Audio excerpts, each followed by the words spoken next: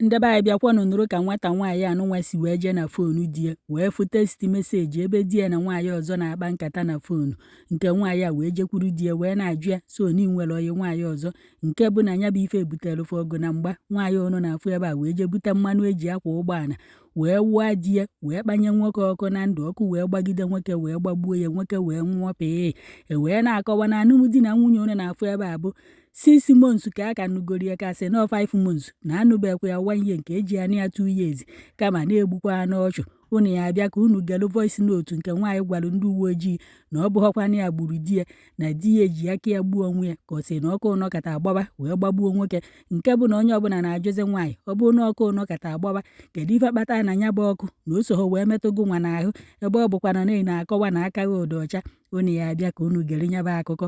wee na-ekwuo na ọ bụrụ na nke nwaanyị ejeghị na foonu di ya na ya egbuo ọchụ wee na-agwakwa ndị nọ na alụmdi na nwunye na oyi nwoke na oyi nwaanyị inene ọ bụ na oyi ekweghị ume ma ọ na-ana etighị ife ma ọ bụ na ndị ịchọkwa na ide ebi na ọ bụghị ụdị ndụ onye ọ bụ gị na ya na-ebi ma ọ bụ na ị marụchara ya unu na-abụ nwa di na nwunye ndụ ya chenji ya ọ na-etighị ife ọ na-achụ nwoke ma ọ bụ na ọ na-achụ nwaanyị kama a ya egbukwa ọchụ ka o rukwa akpa ka ido ihu ya ebe idoro azụ mara eji abụrọkwa n'udu ọkpa ya afe onye oyi ekwekwa na me ọ naba ịnarụ obe unu iya afụkwa onye ọzọ onye ka onye ahụ mma maka na ogeri nụa di na abụ ọ marụ nke ka mma o wee bụ na-eme ka ndị mmadụ mata na ọmarịcha nke nwoke ọnụ na-afụ ebe a na ọbụkwanụ dọkịta na afa ya bụ Haruna Samson na nwunye ya ọnụ na-afụ ebe a na ọbụkwa nọọsụ na afa ya bụkwanụ Mrs. Haruna Samson o wee bụ na-eme ka ndị mmadụ mata na mgbe nke nwoke gụchara akwụkwọ dọkịta na ojezi wee banye ọrụ agha nke Naịjirịa ya na ọ bụzikwanụ onye amị na ya na nwunye ya ọnụ na-afụ ebe a na fa bi na Wellington Basi Barak nke dịkwanụ na Akwa Ibom wee na-akọwa na alụmdi na nwunye mmadụ na-aba bụkwanụ n'Eprel na anọdụko n'oge anụnwa a na-agbakwanụ n'Ista ka fa na-abụ nụkwanụ di na nwunye nke bụ na ndị mmadụ bịakwanụ rie wee ṅụọ wee nọnyelụfa dịka fa na-abụghị esikwanụ wee bido famili nke fa na amala eji anụnwa bụkwa sọsọ 5 months bụkwa na efe ọnọgoro ọnya ka a na-akọwa n'oruzi n'ọnwa Oktoba anụnwa 2025 nke nwaanyị wee jee na foonu di ya wee na-achọpụta na di ya na nwaanyị ọzọ na-akpakwanụ nkata na testi meseji nke nwaanyị wee jekwuru di ya wee na-ajụ ya kedu nwaanyị dị ife anụnwa so na ị nwere oyi nwaanyị ọzọ na ị na-agba n'iro ịhapụ n'ụlọ ebe a ị na-achụgharị ụmụ nwaanyị ọzọ n'iro nke nwoke wee na-agwa nke nwaanyị na enwekwana oyi nwaanyị ọzọ nwunye ekwechiri si na nke nwoke nwere oyi nwaanyị ọzọ na ya fụrụ meseji ebe ya na nwaanyị ọzọ na-akpa nkata na foonu n'ọkwa ife anụnwa bụzikwa ife butere ọgụ na mgba wee na-akọwa na mgbe nya bụ ife na-eme na nke nwoke ebanyezikwana na kichin ebe a na-esi nri nke nwaanyị wee jee bute mmanụ eji akwa ụgbọala wee wụọ ya nke nwoke n'ahụ wee kpọọ ọkụ kpanye nke nwoke wee gbaferuzie n'ilo ọkụ wee gbaba nke nwoke ndị mmadụ wee gbakọta wee fụzie ka ọkụ na-agba nwoke wee kwopụta n'ọkwọ ntu a ka esi wee buru nke nwoke wee bujebịa n'ụlọ ọgwụ nke ndị ọrụ agha dịkwa n'ime barak ebe ahụ n'ọkwa ebe ahụ ka nwoke nọ ya bụ ife wee na-akawanye njọ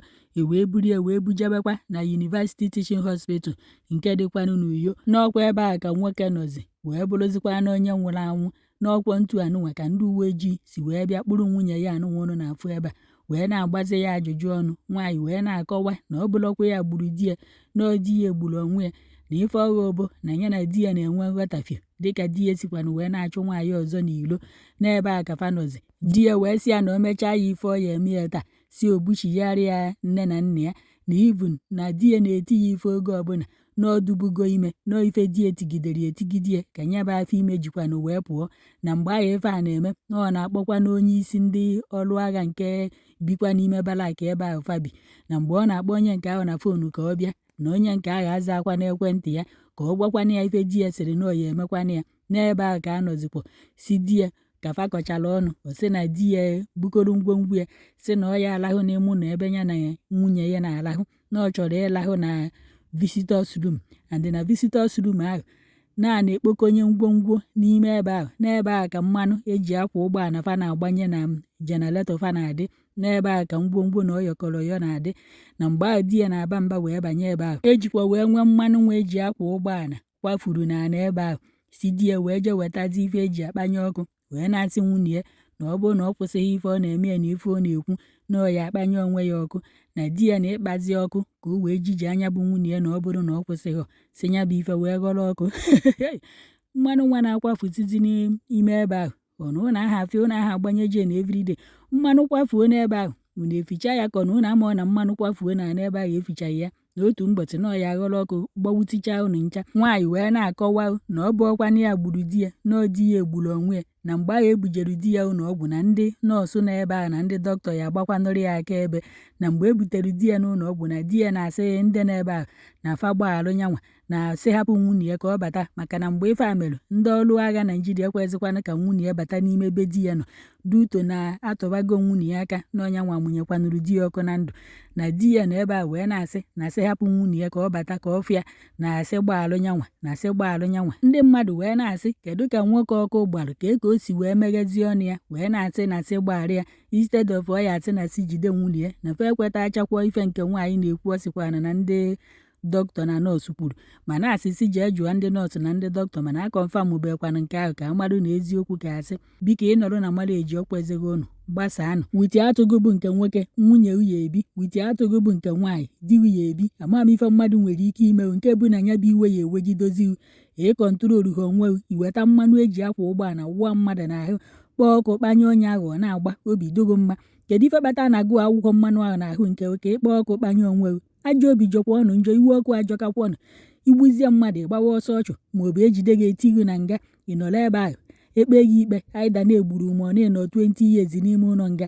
ọ ka hụ mmanụ igburu akpa si na ya bụ mmadụ eji pụọ ma ọ na-ekọntroluru iwe ọkụ and a na-akọwa na ọdụka nwere relation fa na fa bi n'ụlọ ebe ahụ ọdụka onye ahụ ka ndị uwe ojii ya ajụ ajụjụ ka onye ahụ kọzielụfa ka ife mere si wee mee na ọ bụkwa na onye ahụ nọ n'ụlọ mgbọsị ife anụnwa mere gezie na ife nke nwaanyị kwuru on the 21st, on the 22nd, on the 22nd of September, he came and dropped me off from work. His elder brother asked him to pack his things from the room and leave me and frustrate me. When I'm frustrated, I'll leave the room. So he bought a new mattress.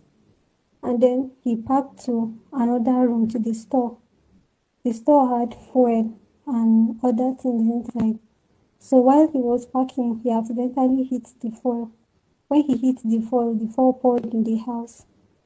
So he has been beating me. He has beaten me on so many occasions that I even had miscarriage.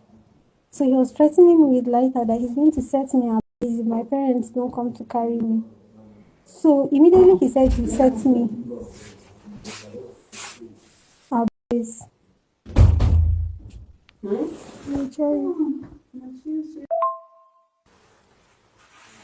What are they saying?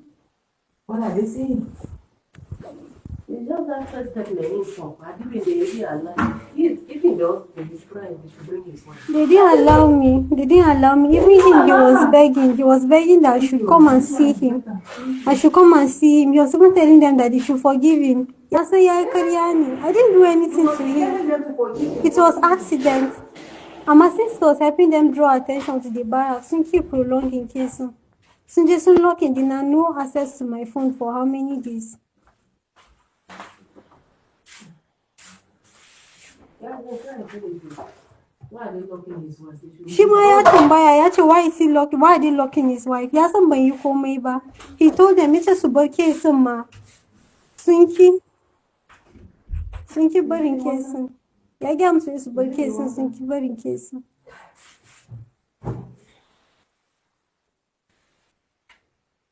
Sinki burning case. He buried to